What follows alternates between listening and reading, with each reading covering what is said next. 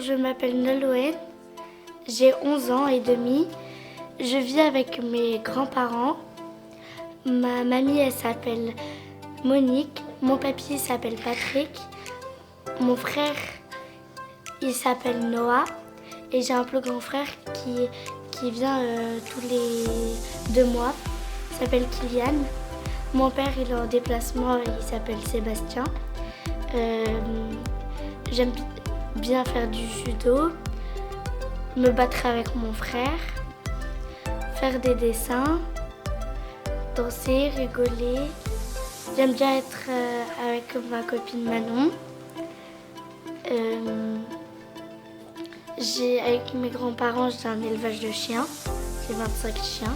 Merci à tous de m'avoir écouté. Nolwenn, tu as une question à me poser. Je t'écoute. Pourquoi est-ce qu'il y a un étage dans l'église? Alors, dans l'église de Blou, il n'y a pas vraiment d'étage, ça se voit. Vous avez des églises où vous avez des tribunes qui sont souvent au fond de l'église, derrière, au-dessus de la porte d'entrée. Dans d'autres, vous pouvez avoir des tribunes sur les côtés. Ici, nous n'avons pas d'étage. Sur le côté, il y a une porte. Derrière cette porte, un escalier. Cet escalier permet de monter au clocher, là-haut. Juste au-dessus, au niveau de la clé de voûte, là, vous voyez, hein, le rond. Oui. Juste au-dessus, il y a une cloche. C'est quand même intéressant. Vous l'entendez quand même. Elle sonne les heures, la demi-heure. Elle sonne le matin à 7 h, à midi et le soir à 19 h. Oui. Cette cloche est également intéressante. C'est la plus ancienne cloche du Maine-et-Loire. Elle date de 1463. À un moment donné, il y avait 2 cloches. Finalement, il a fallu les enlever parce qu'elles étaient fêlées. Et donc, on a une belle cloche là-haut. D'accord. Voilà. Merci. À bientôt.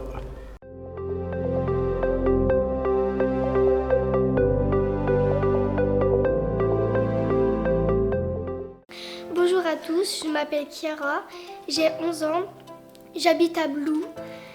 Mon père s'appelle Mathias, ma mère s'appelle Marjorie, mon frère s'appelle Kyle. Mon sport préféré c'est le foot. J'aime bien aussi le roller. Et au revoir et merci de m'avoir écouté.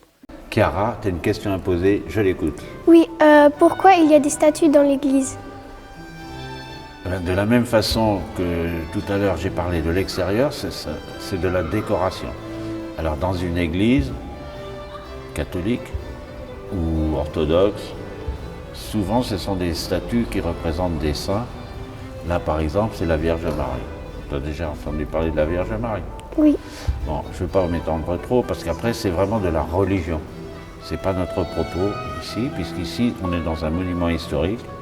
Et je ne suis pas là pour vous parler de religion, mais de monument historique. Alors quand même, pour répondre aussi à ta question, tu vois ce vitrail-là, c'est Jeanne d'Arc.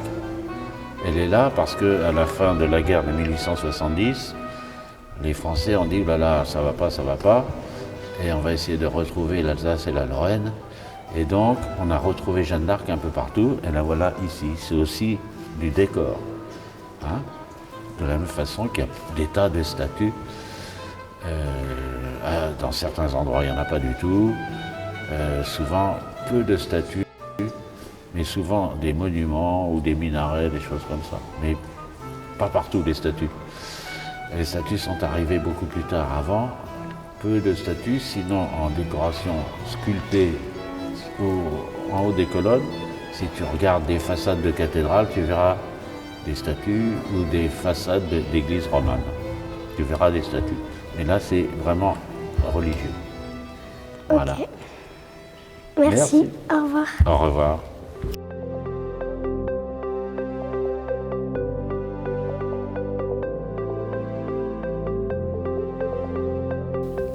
Bonjour, je m'appelle Ethan, j'ai 11 ans, je suis en classe de Katia en CM2.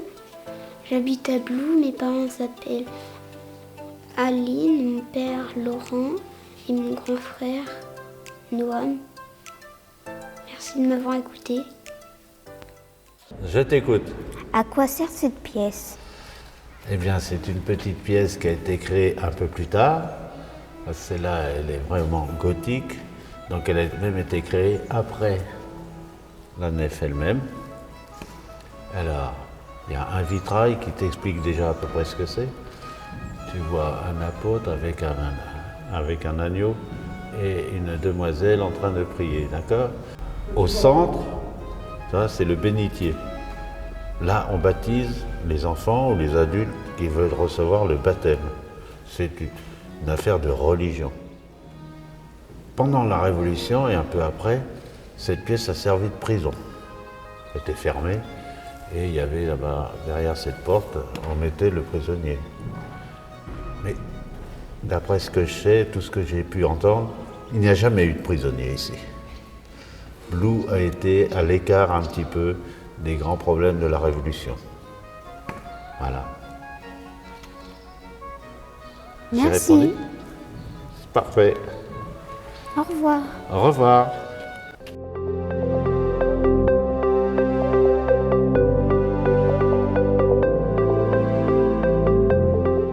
Bonjour à tous, je m'appelle Manon, j'ai 11 ans, je vis avec mes parents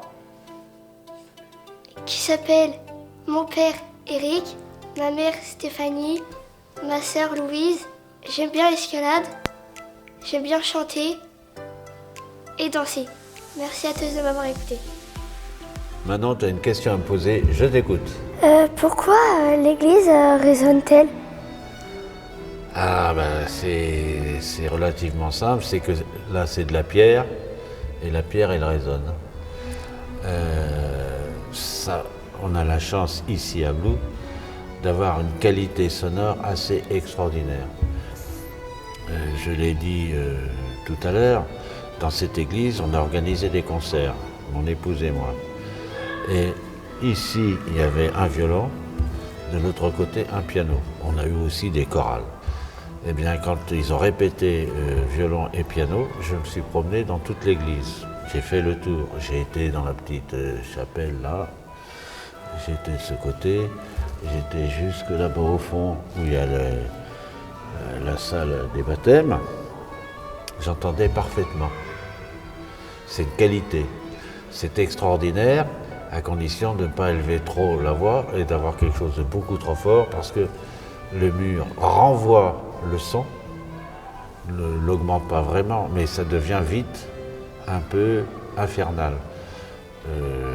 Si on prenait toute ta classe, toutes les deux CM1, CM2, on les met ici, assis là-bas, et qu'ils parlent exactement comme ils parlent ici à l'extérieur, eh bien ce que nous disons là, personne ne les entendra. Alors dans certains endroits, dans des cathédrales, ici ça n'a jamais eu lieu, mais quelquefois on met des tentures le long des murs. Dans n'importe quel château on faisait ça quand les seigneurs se déplaçaient, pour deux raisons. La première c'était pour avoir un peu de chaleur, et la deuxième c'est pour que la réverbération du son n'empêche pas les gens de parler. Voilà, c'est tout simple. Ok, Voilà. merci, au revoir. Au revoir.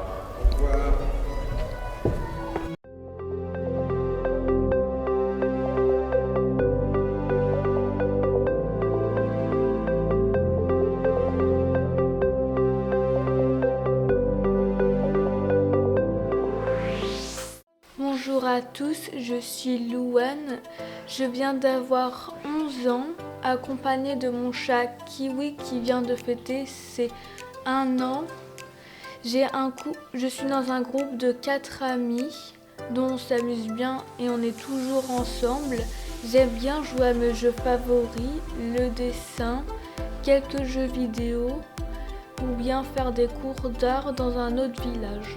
Merci à tous de m'avoir écouté.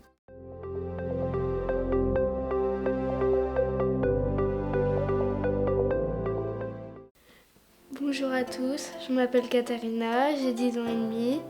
Je suis dans la classe de Katia. Mon sport préféré, j'aime le foot. Mes parents s'appellent Séverine, mon père Frédéric. J'aime lire à l'école. Merci de m'avoir écouté.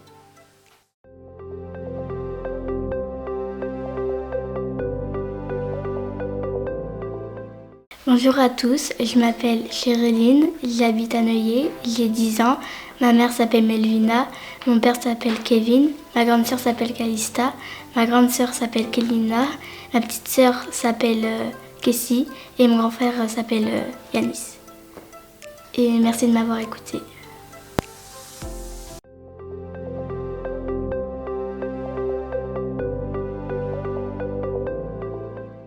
Bonjour à tous, je m'appelle Océane, j'ai 10 ans, bientôt 11. J'ai un frère qui s'appelle Mathéo.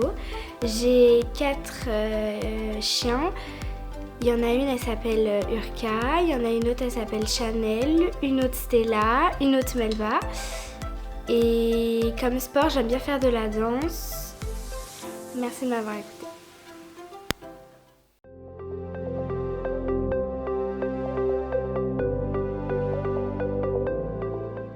Bonjour à tous, je m'appelle Margot, j'ai 10 ans et demi, je fais de la danse et j'adore le loisir créatif et les langues. Et j'ai un frère et il s'appelle Jules et mes parents ils s'appellent Sébastien et Lise. Merci de m'avoir écouté.